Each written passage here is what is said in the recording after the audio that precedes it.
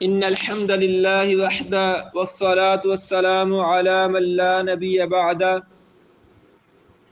آج ہم اللہ تعالیٰ کی توفیق سے 25ویں پارے کے اہم مضامین کا مطالعہ کریں گے۔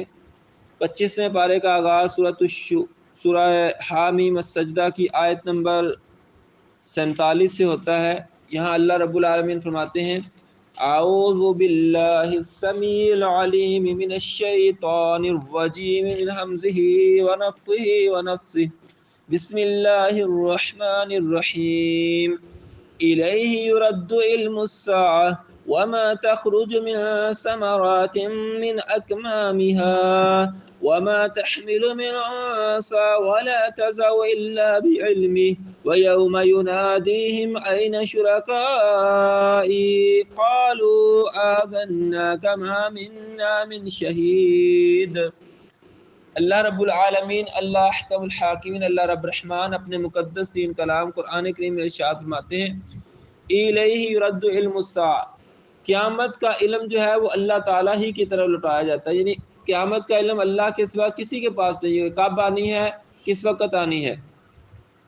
اور آگے فرمایا کہ جو پھل اپنے غلاف سے باہر نکلتے ہیں، کلی سے یعنی کہ بنتا ہے ایک پھل، تو وہ بھی اللہ رب العالمین کے ہی حکم سے ہوتا ہے۔ وما تحمل من انثى ولا تضع الا بعلمه، اور کوئی بوجھ اٹھانے والی اٹھاتی ہے یا اس کو اتارتی ہے تو وہ بھی اللہ تعالیٰ کے علم میں ہے، یا دوسرے لفظوں میں کوئی یعنی کہ حاملہ ہوتی ہے یا بچہ جنم دیتی ہے تو وہ بھی اللہ تعالیٰ کے علم میں ہے۔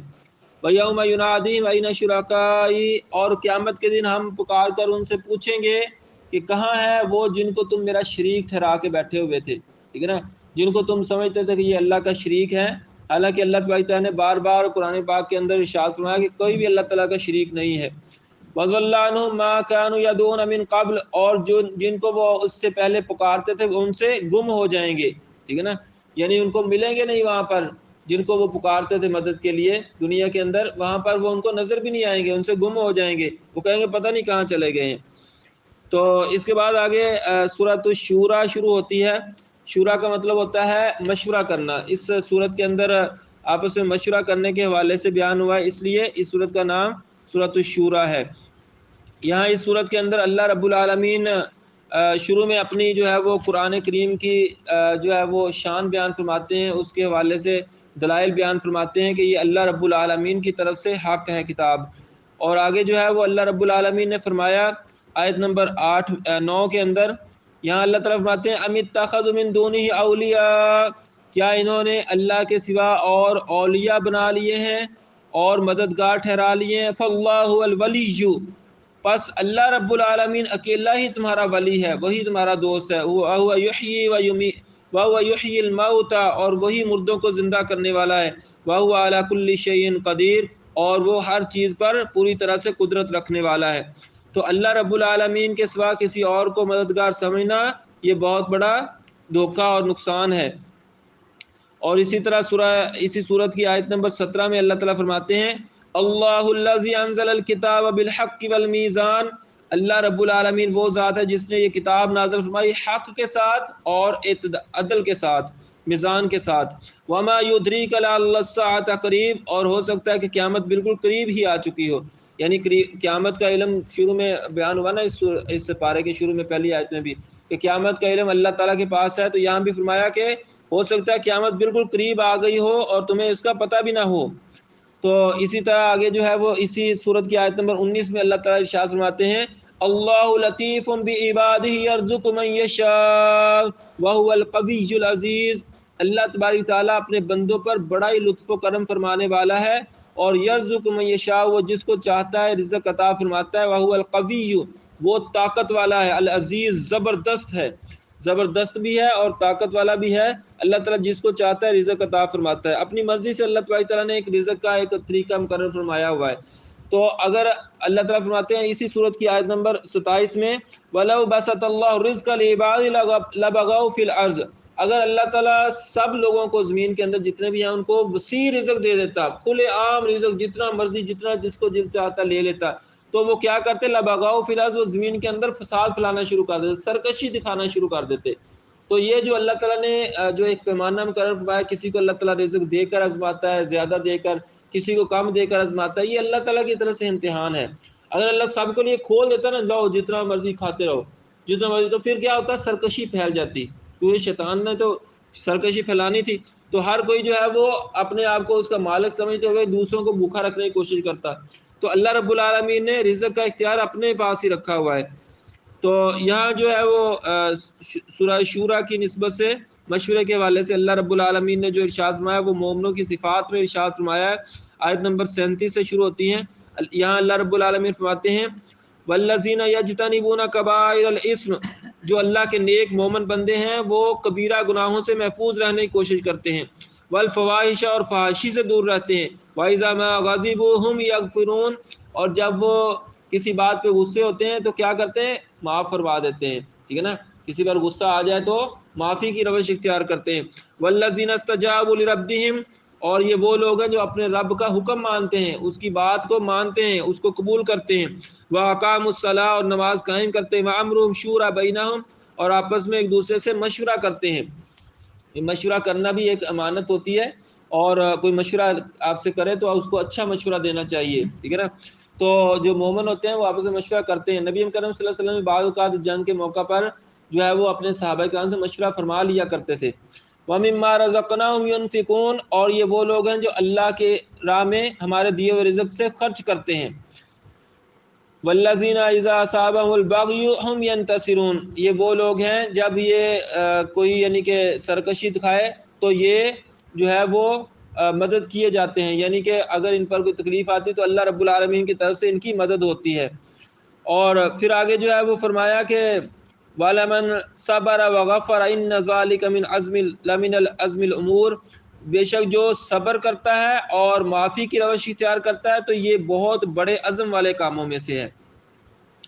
تو اسی طرح جو ہے وہ اس صورت کی آیت نمبر 49 میں یہاں اللہ رب العالمین فرماتے ہیں للہ ملک السماوات والارض، آسمانوں اور زمین اللہ تعالیٰ کی ملکیت ہے، اللہ تعالیٰ ہی آسمان و زمین کا بادشاہ ہے۔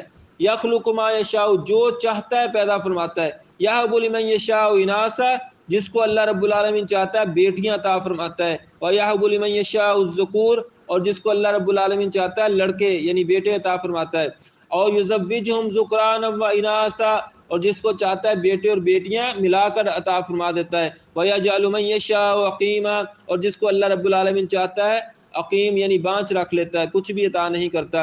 اِنَّهُ عَلِيمٌ قدیر، بے شک اللہ تبارک تعالیٰ علم والا بھی ہے اور قدرت والا بھی ہے۔ تو یہ جو اولاد ہے یہ اللہ تعالیٰ کے اختیار میں، جس کو اللہ تعالیٰ چاہے بیٹے دے، جس کو چاہے بیٹی دے، جس کو چاہے جو دونوں چیزیں دے دے، جس کو چاہے کچھ نہ دے، یہ اللہ تعالیٰ کے اختیار میں ہے۔ تو اللہ تعالیٰ سے مانگنا چاہیے، کسی اور سے نہیں۔ تو یہ نادانی ہے کہ لوگ جو ہیں وہ ایسے ہندو اپنے بتوں سے جا کر مانگتے ہیں، یا بعض نادان مسلمان قبروں سے جا کے مانگتے ہیں، یا کسی درخت سے جا کے مانگتے ہیں، یا وہ سلطان باؤ کے دربار پہ درخت کے نیچے بیٹھ جاتے ہیں کہ اب جو ہے نا وہ اوپر سے بیر گرے گا تو بچہ پیدا ہو جائے گا۔ یہ ساری جو ہے نا وہ توہمات ہیں، یہ لوگوں کے یہ شیطانی رستے ہیں سارے۔ جو اللہ تعالیٰ کا رستہ، اللہ تعالیٰ ہوتا ہے میں عطا فرماتا ہوں اولاد، میں عطا فرماتا ہوں رزق، میں عطا فرماتا ہوں۔ تو پھر اللہ تعالیٰ عطا فرماتا ہے تو اللہ سے رزق مانگنا چاہیے، اللہ سے اولاد مانگنی چاہیے، کسی اور کے در پہ کیسے جا سکتے ہیں ہم؟ تو آگے اللہ رب العالمین فرماتے ہیں وَمَا كَانَ لِبَشَرٍ أَن يُكَلِّمَهُ اللَّهُ إِلَّا وَحْيًا، کہ اللہ تبارک تعالیٰ کسی بشر سے ڈائریکٹ کلام نہیں فرماتے لیکن وحی کے ذریعے، وحی کے ذریعے نہیں، اللہ تبارک تعالیٰ اپنا فرشتے کو وحی دے کر بھیجتے ہیں، ٹھیک ہے نا۔ تو اللہ تعالیٰ ڈائریکٹ کسی بشر سے کلام نہیں کرتے، ٹھیک ہے نا۔ تو وحی جن پر آتی تھی وہ کون ہوتے تھے؟ اللہ تعالیٰ کے رسول اور اللہ کے نبی ہوتے تھے، ٹھیک ہے نا۔ اور نبی مکرم حضرت محمد صلی اللہ علیہ وسلم اللہ تعالیٰ کے آخری نبی اور رسول گزر چکے، اب جو ہے وہ قیامت تک کسی پر وحی آنے والی نہیں ہے۔ اب اللہ تعالیٰ قیامت تک کسی سے کلام نہیں فرمائے گا، کسی کو اللہ تعالیٰ پیغام نہیں بھیجے گا، ٹھیک ہے نا۔ یہ ہمارا عقیدہ ہے، ختم نبوت جو عقیدہ ہے اس کے مطابق۔ اب کوئی بھی اگر یہ کہے کہ مجھ پر وحی نازل ہوتی ہے، یا میرے ساتھ اللہ کلام کرتا ہے، یا مجھ پر اللہ تعالیٰ نے یہ فرمان بھیجا ہے، وہ جھوٹا اور کذاب ہوگا جو بھی اب کہے گا، ٹھیک ہے نا۔ کیونکہ نبی مکرم حضرت محمد صلی اللہ علیہ وسلم اللہ تعالیٰ کے آخری نبی اور رسول ہے، اس کے بعد کوئی بھی یہ دعویٰ کرے گا تو جھوٹا اور کذاب ہوگا، ٹھیک ہے۔ تو اللہ تبارک تعالیٰ فرماتے ہیں کہ اللہ تبارک تعالیٰ ڈائریکٹ کلام نہیں کرتے مگر وحی کے ذریعے کرتے ہیں، ٹھیک ہے نا۔ تو آگے جو ہے وہ اس کے بعد سورۃ الزخرف ہے. یہاں پر بھی اللہ رب العالمین نے شروع میں اپنی کتاب مبین کے حوالے سے بیان فرمایا کہ یہ سچی کتاب ہے اور اس کو خالص عربی زبان میں ہم نے نازل فرمایا تاکہ لوگ سمجھ سکیں. اور اسی سورت کی آیت نمبر 13 میں اللہ رب العالمین فرماتے ہیں 12 سے والذی خلق الازواج کلھا، اللہ رب العالمین نے ہر چیز کے جوڑے پیدا فرمائے. وجعل لکم من الفلک والانعام، اللہ تعالیٰ نے تمہارے لیے کشتیاں اور جانور بنائے، کشتی پر بھی سواری کرتے ہو اور انعام یعنی کہ چوپایوں پر بھی ما ترکبون تم سواری کرتے ہو. لتستووا علی ظہوری، جب تم اس کی پیٹھ پر بیٹھ جاتے ہو، جانور کی پیٹھ پہ بیٹھ جاتے ہو یا اپنی کسی بھی سواری کے اوپر بیٹھ جاتے ہو. ثم تذکروا نعمت ربکم، پھر تمہیں چاہیے کہ اپنے رب کی نعمت کا تذکرہ کرو یعنی کہ شکر ادا کرو. اذا استویتم علیہ، جب تم اس پر ٹھیک اچھے طریقے سے بیٹھ جاؤ. وتقولوا، تو یہ دعا پڑھو، یہ والا الفاظ کو کون سے؟ سبحان الذی سخر لنا ھذا وما كنا له مقرنین وانا الی ربنا لمنقلبون. اے اللہ تو پاک ہے جس نے اس سواری کو ہمارے قابو میں کر دیا، ورنہ ہمارے اندر یہ طاقت نہیں تھی کہ ہم اس کو قابو میں کر سکتے، ٹھیک ہے نا. اور اے اللہ ہم تیری ہی طرف لوٹنے والے ہیں. تو یہ دعا یاد کرنی چاہیے اور سواری پر بیٹھ کر یہ پڑھنی بھی چاہیے. اور اسی طرح کچھ اور دعائیں ہیں جو سفر کی نبی مکرم صلی اللہ علیہ وسلم نے سکھائی ہیں، وہ حدیث کے اندر ہیں، وہ بھی ہمیں یاد کرنی چاہیے اور وہ بھی اس موقع پر پڑھنی چاہیے. پھر اس کے بعد آگے جو ہے وہ اللہ رب العالمین نے حضرت ابراہیم علیہ السلام کا تھوڑا تذکرہ فرمایا ہے. آیت نمبر 26 میں ہے، اللہ رب العالمین فرماتے ہیں وَإِذْ قَالَ إِبْرَاهِيمُ لِأَبِيهِ وَقَوْمِهِ إِنِّي بَرَاءٌ مِّمَّا تَعْبُدُونَ، جب ابراہیم علیہ السلام نے اپنے باپ اور قوم سے کہا تھا میں ان سب سے بری ہوں، بیزار ہوں جن کی تم پوجا کرتے، جن کی تم عبادت کرتے ہو، ان سے میں بری اور بیزار ہوں، میں ان کو نہیں مانتا نہ ان کی پوجا کرتا ہوں، میں تو صرف اللہ رب العالمین کی عبادت کرتا ہوں، اس کے سوا کسی اور کی عبادت نہیں کرتا. اور اسی طرح یہاں پر اس صورت میں اللہ تعالیٰ نے حضرت موسیٰ علیہ السلام کا تذکرہ بھی فرمایا.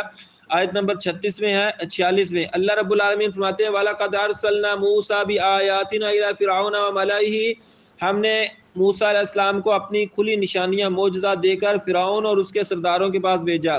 فَقَالَ إِنِّي رَسُولُ رَبِّ الْعَالَمِينَ، تو انہوں نے جا کر ان سے کیا کہا کہ میں رب العالمین کی طرف سے بھیجا ہوا ہوں، اس کا رسول ہوں، اس کا نبی ہوں. تو ان کو سمجھایا لیکن وہ نہیں مانے. آخر کار کیا ہوا کہ وہ سارے جو ہیں وہ تباہ و برباد ہو گئے، ان کو اللہ تبارک تعالیٰ نے غرق فرما دیا، پانی کے اندر ڈبو ڈبو کر مار دیا. پھر اس سے اگلے رکوع میں اللہ رب العالمین نے حضرت ابن مریم یعنی عیسیٰ علیہ السلام کا تذکرہ فرمایا ہے. اللہ تعالیٰ فرماتے ہیں آیت نمبر 57 ہے وَلَمَّا ضُرِبَ ابْنُ مَرْيَمَ مَثَلًا إِذَا قَوْمَكَ مِنْهُ يَصِدُّونَ، اللہ تبارک تعالیٰ نے تمہارے سامنے حضرت عیسیٰ بن مریم کا تذکرہ فرمایا ہے. یہ عیسیٰ بن مریم جو ہے وہ اللہ تعالیٰ کے نبی اور رسول تھے، اور اللہ تبارک تعالیٰ نے ان پر کتاب یعنی کہ انجیل نازل فرمائی. اور یہ حضرت عیسیٰ بن مریم جو تھے یہ بغیر باپ کے پیدا ہوئے تھے، یہ اللہ تعالیٰ کی طرف سے معجزہ. اور اللہ تبارک تعالیٰ نے ان کو جب وہ یہودیوں نے سولی دینا چاہا تو اللہ تبارک تعالیٰ نے ان کو آسمانوں پہ اٹھا لیا. اب یہ جو ہے وہ قیامت کے قریب دوبارہ نازل ہوں گے جو حدیث کے مطابق آتا ہے، تو ان قریب آنے والے ہیں. اور ملک شام کے جو جامع مسجد ہے وہاں پر مینار پر وہ نازل ہوں گے، اور پھر جو ہے وہ دجال کو قتل کریں گے اور خنزیر کا خاتمہ کر دیں گے، اور یہودیت کا خاتمہ ہو جائے گا، سارے یہودیوں کو قتل کر دیا جائے گا، اور عیسائی سارے جو ہے وہ ایمان لے آئیں گے اور مسلمان ہو جائیں گے، اور وہ نبی مکرم حضرت محمد صلی اللہ علیہ وسلم کی شریعت کو یہاں پر نافذ کریں گے، اور اس وقت اللہ تعالیٰ اپنی برکتوں کے دروازے کھول دیں گے.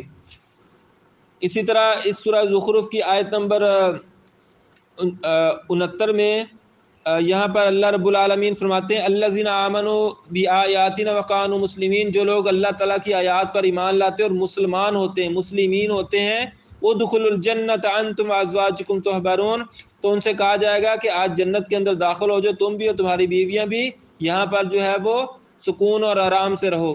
اور ان کے لیے آگے مزید اللہ تعالیٰ نے نعمتوں کا تذکرہ فرمایا. تو اس آیت سے پتہ چلا کہ مسلمان جو ہیں وہ جنت کے اندر داخل ہوں گے جو ایمان لاتے ہیں، ٹھیک ہے نا. تو یہ بعض لوگوں کا یہ عقیدہ ہے کہ صرف جو مومن ہے نا وہ جنت میں جائیں گے، حالانکہ مومن جو ہوتا ہے وہ مسلمان بھی ہوتا ہے، ظاہری بات ہے. تو اس میں جو ہے وہ بعض لوگ کہتے ہیں کہ ہم ہی صرف مومن ہیں باقی سارے مسلمان ہیں، نعوذ باللہ، انہوں نے خود سے اپنی طور پہ ایک چیز بنا لی ہے، اللہ تعالیٰ ان کو ہدایت عطا فرمائے۔ تو اسی طرح اس صورت کے آخر میں اللہ تبارک تعالیٰ آیت نمبر 86 میں ارشاد فرماتے ہیں وَلَا يَمْلِكُ الَّذِينَ يَدْعُونَ مِن دُونِهِ الشَّفَاعَةَ إِلَّا مَنْ شَهِدَ بِالْحَقِّ وَهُمْ يَعْلَمُونَ۔ اللہ تعالیٰ فرماتے ہیں کہ جن کو یہ پکارتے ہیں اللہ کے سوا وہ کوئی بھی سفارش کا اذن نہیں رکھتے، یعنی کہ بعض لوگ تو پکارتے ہیں نا ڈائریکٹ غیر اللہ کو، کہتے ہیں کہ تم مجھے اللہ سے یہ لے کے دو۔ بعض کیوں پکارتے ہیں کہ سفارش کے لیے کہ تم اللہ کے سامنے میری یہ سفارش کر دو۔ اللہ تعالیٰ فرماتے ہیں کوئی بھی میرے یہاں سفارش کرنے والا نہیں ہے، ٹھیک ہے نا۔ قیامت کے دن بھی جو اللہ تبارک تعالیٰ جس کو سفارش کا حکم دیں گے، اذن دیں گے، وہی سفارش کر سکے گا، جس کے بارے میں اللہ تعالیٰ حکم دے گے اسی کو وہی سفارش کر سکے گا۔ آگے سورۃ دخان ہے، یہاں بھی اللہ رب العالمین نے اپنی کتاب حکیم کا تذکرہ فرمایا، کتاب مبین کے شان بیان فرمائی اور فرمایا انا انزلنا فی لیلۃ مبارکہ، ہم نے اس قرآن کو ایک لیلۃ المبارکہ، ایک برکت والی رات میں نازل فرمایا۔ کون سی رات تھی وہ؟ دوسری جگہ پر آتا ہے نا انا انزلنا فی لیلۃ القدر، اللہ تعالیٰ نے لیلۃ القدر میں نازل فرمایا۔ اور تیسری جگہ پہ سورہ بقرہ میں آتا ہے شہر رمضان الذی انزل فیہ القرآن، یہ رمضان کا مہینہ جس میں اللہ تعالیٰ نے قرآن نازل فرمایا۔ تو یہ رات کون سی ہے؟ لیلۃ القدر یا لیلۃ المبارکہ۔ نبی مکرم صلی اللہ علیہ وسلم نے فرمایا کہ یہ رمضان کی آخری عشرے کی طاق راتوں میں اس کو تلاش کرو۔ یہ جو طاق راتیں چل رہی ہیں ان راتوں کے اندر اس کو تلاش کرنا چاہیے، اور ان راتوں کے اندر خوب اللہ تعالیٰ کی عبادت کر کے اس رات کو حاصل کرنے کی کوشش کرنی چاہیے۔ اللہ تعالیٰ فرماتے ہیں لیلۃ القدر خیر من الف شہر، لیلۃ القدر جو ہے یہ 1000 مہینوں سے بہتر ہے، یعنی اس کے اندر عبادت کرنا 1000 مہینوں کی عبادت سے زیادہ بہتر ہے۔ پھر یہاں پر اللہ رب العالمین نے حضرت موسیٰ علیہ السلام کی جو دعوت تھی اس کا بھی ذکر فرمایا ہے، اور آگے جو ہے وہ فرعونیوں کو غرق ہونے کا بھی ذکر فرمایا ہے۔ تو اللہ تعالیٰ فرماتے ہیں کہ جب فرعونی غرق ہو گئے، آیت نمبر 29 سے اللہ تعالیٰ فرماتے ہیں فَمَا بَقَتْ عَلَيْهِمُ السَّمَاءُ وَالْأَرْضُ وَمَا كَانُوا مُنظَرِينَ، تو نہ آسمان رویا نہ زمین روئی۔ دیکھیں کتنا بڑا وہ بادشاہ اپنے آپ کو خدا کہتا تھا، ٹھیک ہے نا، اور اس کے کتنے بڑے بڑے محلات تھے، کتنا اس کے پاس سونا چاندی ہیرے جواہرات تھے، کتنی بڑی اس کی فوج اور لشکر تھا، کتنے اس کے غلام اور لونڈیاں تھی، کتنا اس کا ملک بڑا تھا، حکومت تھی اس کی، اور وہ کہتا تھا یہ نہریں میرے حکم سے چلتی، نعوذ باللہ۔ تو وہ اتنا سارا کچھ ہونے کے باوجود اللہ تعالیٰ نے اس کو پانی کے اندر ڈبو دیا۔ اللہ تعالیٰ باتیں نہ آسمان رویا نہ زمین روئی، ٹھیک ہے نا۔ آسمان اور زمین کو رونے کی کیا ضرورت تھی؟ اس پر ایک یعنی کہ دھرتی تو پاک ہوگی، ٹھیک ہے نا، اچھا ہو گیا کہ وہ ختم ہو گیا، اللہ کا دشمن تھا، ٹھیک ہے نا۔ تو لوگ اپنے آپ کو نا تکبر میں سمجھتے ہیں پتہ نہیں ہم مر جائیں گے تو پتہ نہیں کیا ہو جائے گا، یا ہماری وجہ سے شاید دنیا چل رہی ہے، یا ہماری وجہ سے شاید رزق مل رہا ہے۔ یہ جو گمنڈ ہے، یہ تکبر ہے، اس کو چھوڑ دینا چاہیے، بلکہ اللہ رب العالمین کی طرف سے جو ہوتا ہے وہ ہوتا ہے۔ اللہ تبارک تعالیٰ جس کو چاہتا ہے عطا فرماتا ہے، تو اللہ کا شکر ادا کرنا چاہیے، تکبر اور غرور سے بچنا چاہیے۔ اس صورت کے آخر میں آخری رکوع میں اللہ تبارک تعالیٰ نے جہنم کے کچھ عذابوں کا بھی تذکرہ فرمایا، ان شجرۃ الزقوم، کہ بے شک جو زقوم کا درخت ہوگا طعام الاسیم، وہ گناہ گاروں کا کھانا ہوگا، ٹھیک ہے نا، اور وہ جو ہے اس میں سے کھائیں گے، اور وہ ان کے اوپر جو ہے وہ کھولتا ہوا گرم پانی ڈالا جائے گا، اور ان کے لیے عذاب الحمیم ہوگا، بہت دردناک اور سخت اور گرم عذاب ہوگا۔ تو آگے جو ہے وہ اللہ تبارک تعالیٰ نے متقین کا تذکرہ فرمایا، ان المتقین فی مقام امین، جو متقین، جو پرہیزگار لوگ ہوں گے، تقوی والے ہوں گے، وہ جو ہے وہ امن کی جگہ پہ ہوں گے، فی جنات وعیون، وہ باغوں اور چشموں کے اندر ہوں گے۔ پھر آگے اللہ تعالیٰ نے ان کی نعمتوں کا تذکرہ فرمایا۔ تو اللہ تبارک تعالیٰ ہمیں ان اصحاب الجنہ میں شریک فرمائے، جنتیوں کے صف میں اللہ تبارک تعالیٰ ہمیں بھی شامل فرمائے۔ آگے جو ہے وہ سورۃ الجاثیہ ہے، اس سورت کے اندر بھی اللہ رب العالمین نے ابتدا میں اپنی کتاب عزیز کا تذکرہ فرمایا کہ یہ اللہ رب العالمین کی طرف سے ہے، اور یہ جو ہے کتاب کریم یہ اللہ تبارک تعالیٰ کے نازل کردہ ہے، اور اللہ تبارک تعالیٰ نے اس کے اندر اپنی کھلی نشانیاں بیان فرمائی ہیں تاکہ ایمان لے آئے مومن جو ہے وہ اس پر، اور جو ہے وہ اس کو سمجھیں اور اس کے مطابق عمل کریں۔ تو آگے جو ہے وہ اللہ رب العالمین نے اس صورت کے اندر بھی کچھ بنی اسرائیل کا تذکرہ بھی فرمایا ہے، اور جو ہے دیگر انبیاء علیہ السلام کا مختصر تذکرہ فرمایا ہے۔